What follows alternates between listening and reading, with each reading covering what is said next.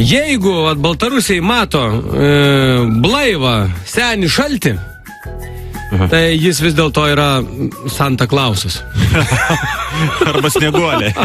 Ne, jis yra Santa Klausas. Nes kitą atveju yra kaip yra. Neaiškinkim anekdotų. Geležinkelio stoties radinių biuras ir jame vyksta veiksmas. Gal kartais jums atnešė butelį, kur užmiršau traukinėje? Atsiprašau, norėjau paklausti. Ne, žinokit, butelį neatnešė, bet atnešė vyrą, kuris rado. Apie automobilių įvaizdžius. Mercedes. Mašina skirta keleiviui. Patogu, visa kita. BMW. Mašina orientuota į vairuotoją. Fiat. Mašina skirta autoservisui. Duris, skambutis į duris atidaro, vaikas duris, stovi du vyrai tokie dideli. Labą dieną, atėjom išvežti jūsų skalbimo mašiną. Vaikas apsidairo. Mama, čia tavęs atvažiavo dėdis. Dar vienas.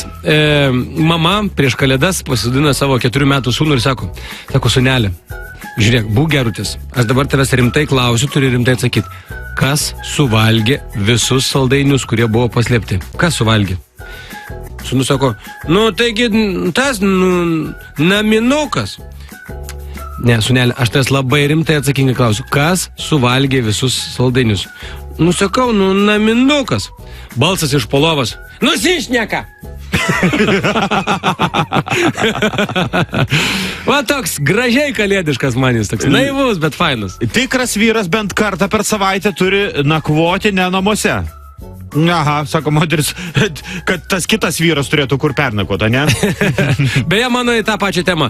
Naktis daugiabučių didžiulis kiemas, iš balkono išlenda moteris ir rėkia. Aha, kaimynai, kai meilužis atvažiavo, matėt visi, o kai vagis pusę daiktų išnešė, nieks nematė. Dar vienas, turbūt paskutinis iš mano pusės. Kalbasi dvi draugės. Girdėjau, sako, ką, užsienį ilsėjais? Gal parsivežė ką nors? Ai, nežinau, žinai, dar nebuvau pas daktarę pasitikrinti. Ir dar vienas bičiukas, sako, radau žmonos telefoną. Taip, žinai, kai būna ant akių tiesiog atidarytas, galvoja, lemački reikia, patikrinsiu kažkam. Tai skrolina numerį, žiūri vestas adresatas, pavadintas pinigų maišas. Okei. Sako, paėmiau, paskambinau. Ir kai išgirdau, kad vibruoja mano telefonas, nukirtau nuo kėdės.